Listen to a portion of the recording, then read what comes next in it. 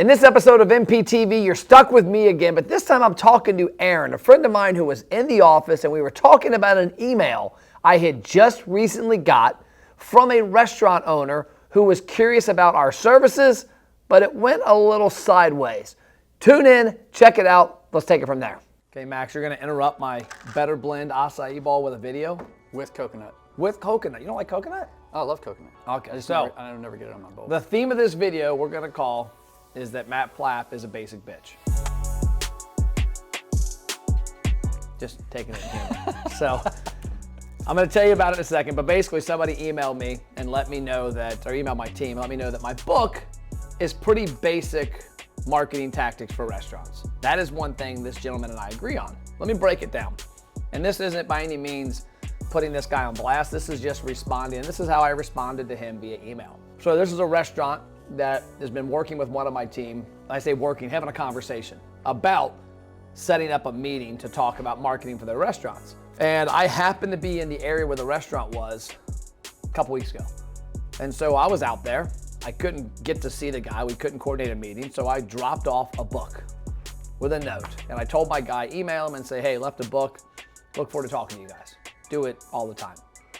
So I get an email, and I'll condense it. Rather disappointed, I thought I would be receiving a detailed marketing packet that explained all cost timelines and setups and expectations. You guys dropped off a book to our restaurant instead. While the book was great, was good information, it re-solidifies business practices with a twist. Don't get me wrong, I appreciate the efforts, but it's a pretty basic information.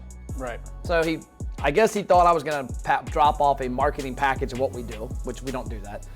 And then the book's pretty basic. So he went on to say how he's a consultative selling person and he wants people to, the art of consultative selling. Well, to me, I actually was born and raised in a sales atmosphere by my dad, Dwayne, about consultative selling.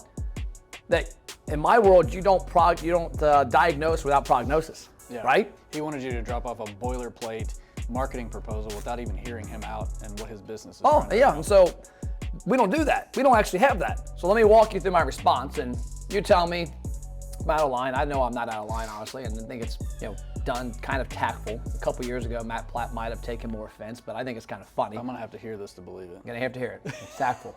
Not sure what to say or how to respond, but here goes nothing. Was in the area. I thought it'd be nice to drop off a book.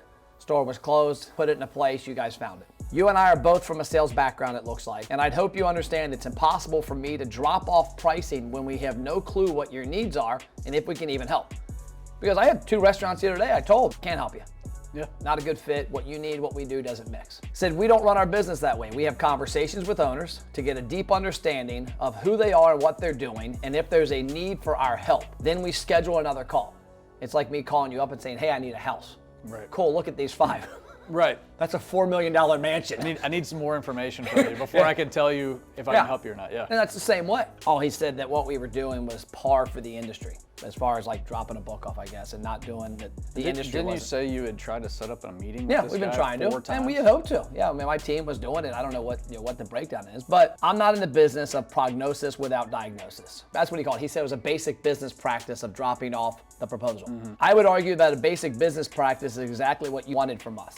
You wanted somebody to drop off a cookie cutter marketing plan with 0 input from the restaurant or their team. Visit this page, americasbestrestaurants.com/stats. I don't know if you've ever seen it, but it's where we log stats, 6 things we examined from restaurants nationwide for years. Yeah. The link above represents my 1,000 plus personal visits to restaurants across the country and my team who visit and talk to upwards of 100 per week.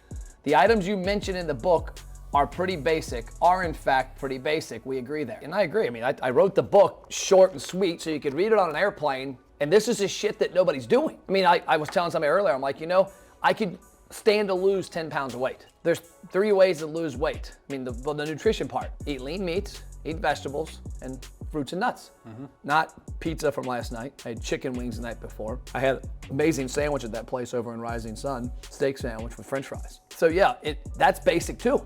But half our country's out of shape and overweight. We agree that the basics thing's there. So I said, in fact, I just looked at your website and Facebook to see how you stack up.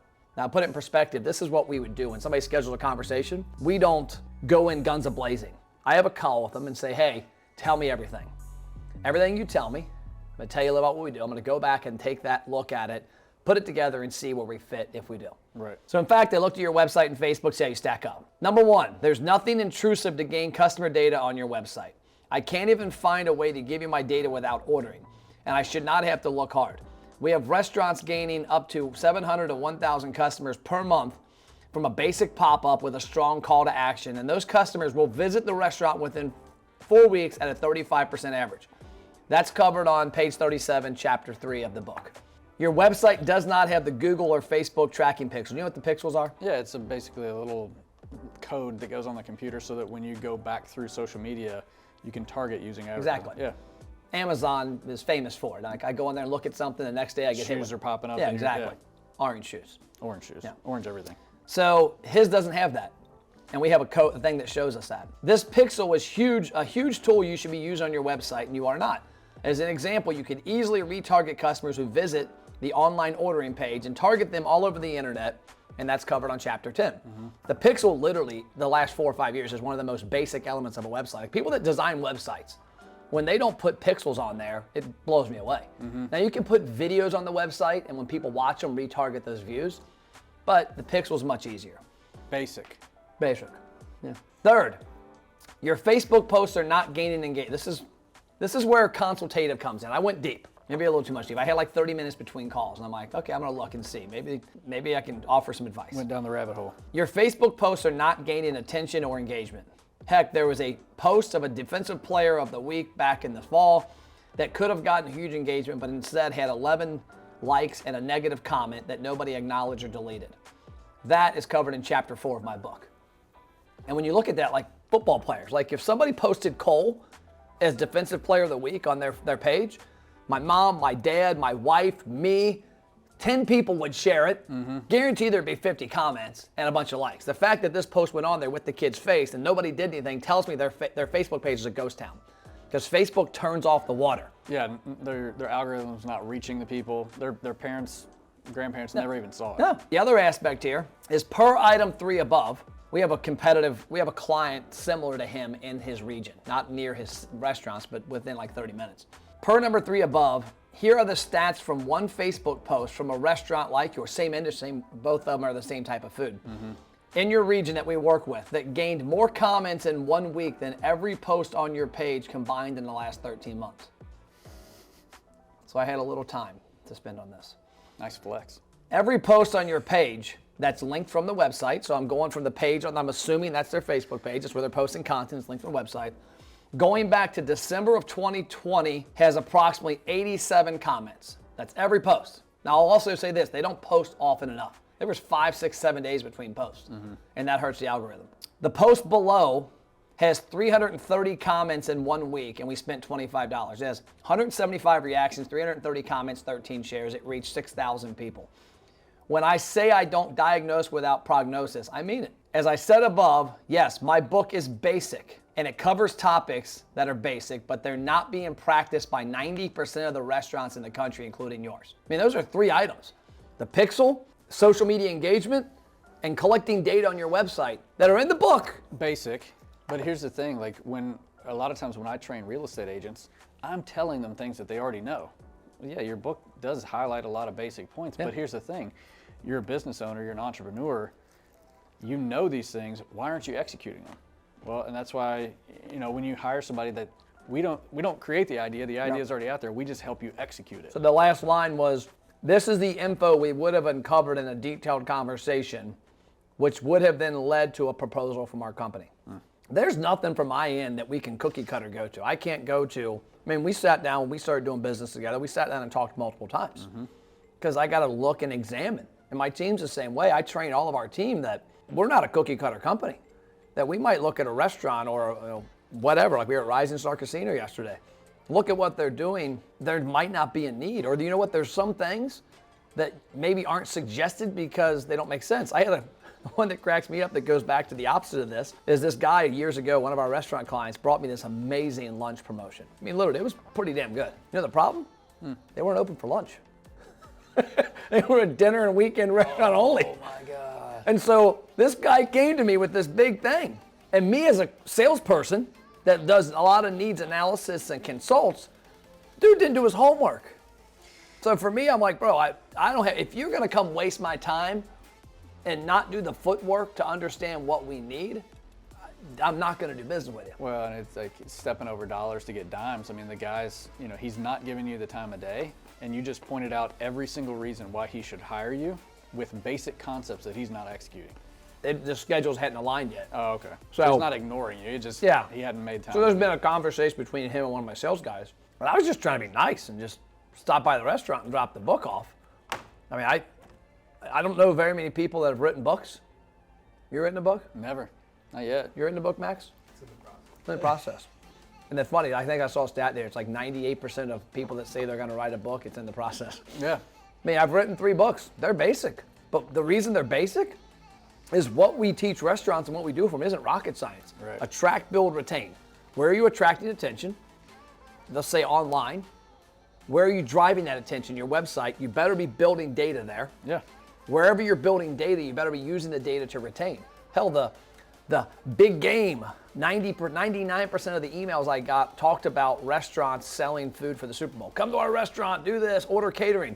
All of our clients' emails that went out were engagement posts. Click here, go to our Facebook page, tell us the score of the game. Tell us who's going to win the big game. Guess the score. One of the restaurants called me up. He was like, Matt, I had my biggest weekend sales for Super Bowl food in years. And guess what I didn't do with email and text like I would have? You guys did my stuff. We never mentioned buying food from us for the Super Bowl. Right. And so here's why. You take 2 options. Email and text your database and post out the ass, buy your Super Bowl food from us, which nobody engages in. Nobody clicks an email saying it's an ask. Because it's an ask. It's a sales Got pitch. a hook in it, yeah. Whereas we make a post, one post. Who's going to win the big game? Comment below. You got to say big game because Super Bowl. Yep. You can't say Cincinnati Bengals and who'd they play, the St. Louis or the Los Angeles Rams. LA Rams, yeah. I keep calling St. Louis. So we had on there, LA and Cincinnati. So we had all those things so we didn't get cease and desist from the NFL. Huh, I didn't know you couldn't use their Trademark. So yeah, I mean, you're using their brand. Just like you couldn't use the MP. Like if your name was, like buddy of mine's name's Matt Peterson. This shirt doesn't have it, but it's trademarked. Trademarked it last year. And so you couldn't take it and use it. In that email, we did a post, and then we put a $25 ad behind it on Facebook and Instagram. And then we did an email and a text to their database saying, go to here and do it. When people got that email and text, instead of getting 10 clicks and 10% open rates, we had clients getting 60% open rates and 300 to 400 clicks. And then those clicks led to people going to a Facebook post, and guess what? They commented again.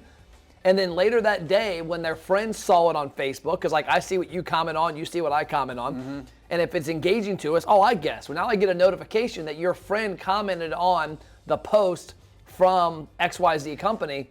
So now I just got the attention. Instead of getting an email and text Facebook post that got 50 people's attention, I just got 5,000 people's attention.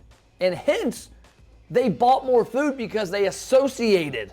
Our brains are wired. People aren't idiots. Yeah, it's 2 different channels. In one regard, you're looking for a quick sale. Hey, come buy your Super Bowl food from us. And the other one, all you're looking for is engagement because you know the engagement's just going to ripple out. Yep. We've had the Lambo video, went out about a month ago, about how I quit eating at barley coins because of the Lambo. Because I would drive the Lambo and not go buy barley coins. Barley coins' only form of attention was me driving by it. Yep. Well, guess what story I've told about 1,000 times in the past month? The barley coin story. Guess where I've been eating more often? Barley coins. Because you've been talking about it. I've been talking about it. I love their food. The service is always amazing. The atmosphere is great. It's easy to get to. It's on the way to my house, on the way to my work. There's nothing wrong with it at all. Except for they dropped the ball for 60 days. They had no way of getting my attention outside of me driving by. Very basic element. And that was the big reason. I've been talking about it. So like I was telling this restaurant the other day when he said, my sales, we didn't even try and sell Super Bowl food. I said, you didn't try and sell Super Bowl food, but you got 100 times more engagements and 10 times more reach than you ever would have gotten. And people made the connection. Guess on the game, this place sounds good for the Super Bowl. Let's order some food from it. Yep. Do you think do you think restaurant owners are in the relationship business? Like do they have relationships with their customers? Is that kind of... They should be as much as you because they have more of a chance to impact. Like you have a relationship with me, I mean Milt Schneider. Right. Milt's a buddy. I've done like 3 mortgages through him in like 15 years. So I'll do the next mortgage to him more than likely. he can only sell me something once every 5 years. Right. Restaurants But can how many sell. times are you going to tell people that he's your mortgage Yeah, guy? so it's relationship, but it's even more important at the restaurant because I can eat Better Blend every week. One of the reasons I like it, one, it's healthy, it's close, it's easy to order from their website. I like the people that own it or the owner. I like the employees that work there, like Casey, who comes to the gym. Mm-hmm. But I also like the personal touch. When I open the door and walk in the door, they walk to the counter with my stuff. They know who I am. Yeah. That's a personal touch.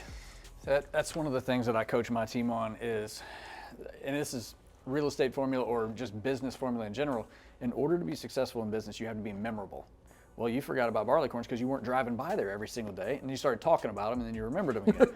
No, I'm eating wings more. In order, how do we be memorable, right? Restaurant or real estate business, be memorable. You have to be everywhere, and you have to be valuable. Your big game post, right? Asking me to come eat at your restaurant doesn't add any value to me. Nope. But you know what? Entertainment value of me guessing the Super Bowl and going and reading everybody else's comments on what they think the score is going to be, that's entertainment value, and humans value entertainment. That's why that post got more engagement. And you get more attention because if you comment on a post and then I comment on the post you commented on, Aaron Smith gets a notification. Da-ding! And you go, oh, what happened? Yep. Matt commented. Oh, he said the Rams are going to win? You're an idiot. Hooray all the way. And then I comment. Next thing you know, it's spreading everywhere like wildfire. It's virality. Yep. And so that's all I got. ABR, baby. Attract, build, retain. Back to my Better Blend acai bowl. Basic bitch. Basic bitch.